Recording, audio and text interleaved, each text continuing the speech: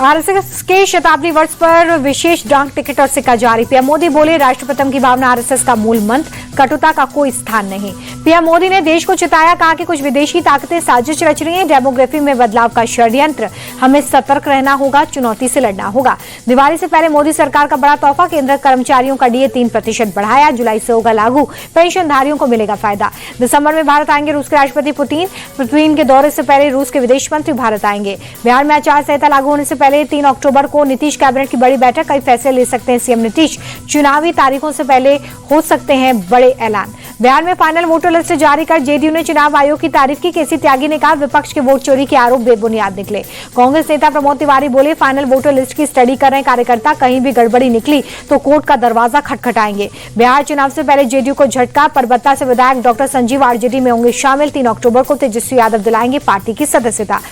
रक्षा लेखा विभाग का 278वां वार्षिक दिवस समारोह, रक्षा मंत्री राजनाथ सिंह ने कहा, मजबूत फाइनेंस से ही बनता है मजबूत देश।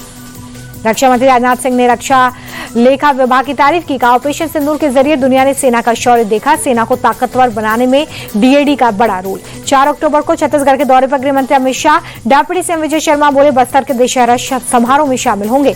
जम्मू कश्मीर पुलिस की बड़ी कार्रवाई, श्रीनगर में प्रतिबंधित तहरीक हुर्रियत कश्मीर का दफ्तर कुर्क किया।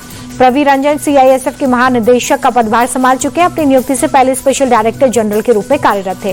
तौकीर रज़ा का करीबी डॉक्टर नफीस और उसका बेटा गिरफ्तार, एसएसपी ने कहा, अभी तक हिंसा के आरोप में 81 लोग गिरफ्तार।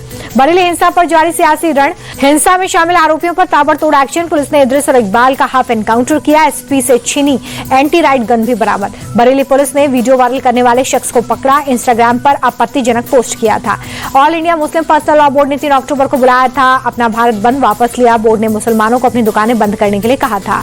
राजमुंदारी से तिरुपति के लिए नई उड़ान सेवा शुरू, केंद्रीय मंत्री राम मोहन नायडू ने वर्चुअली उद्घाटन किया।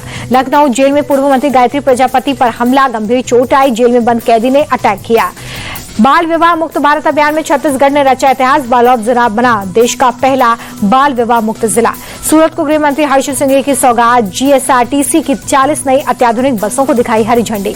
राजस्थान में सिरप पर गरमाई सियासत, पूर्व मंत्री प्रताप सिंह खाचरियावास ने सरकार पर अटैक किया, कहा, नकली सरकारी दवा पीने से हुई बच्चों की मौत। लखनऊ पुलिस को ऑनलाइन गेमिंग सुसाइड केस में बड़ी सफलता, आरोपी को झारखंड से गिरफ्तार किया गया, 5 लाख रुपए बरामद। आरोपी ने 14 साल के यश को गेम का आईडी पासवर्ड का झांसा देकर वसूले थे 13 लाख रुपए।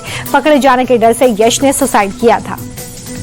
नैनी जेल से झांसी जेल शिफ्ट हुए माफिया अतीक अहमद का बेटा, वैन से उतरते ही सीएम योगी से लगाई गुहार, अब और न सताएं।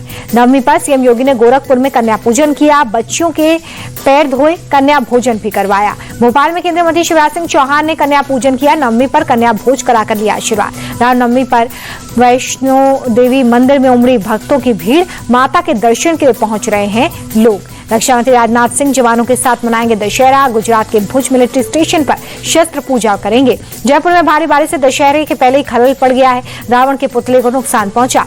जम्मू कश्मीर में दशहरे की तैयारियां शुरू, श्रीनगर में रावण और मेघनाथ के पुतले को फाइनल टच दिया गया है। नागपुर में ऑपरेशन सिंदूर को समर्पित रहेगा रावण दहन, 60 फीट का रावण, 55 फीट का कुंभकर्ण।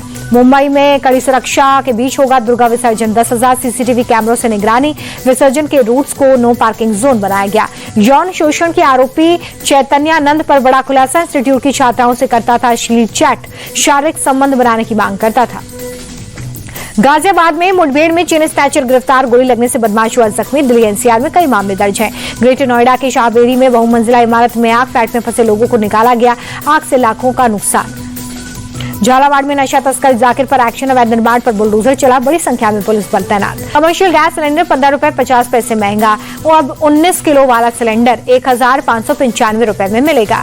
आरबीआई की मॉनेटरी पॉलिसी का ऐलान, लगातार दूसरी बार रेपो रेट में बदलाव नहीं, 5.5 पर बरकरार।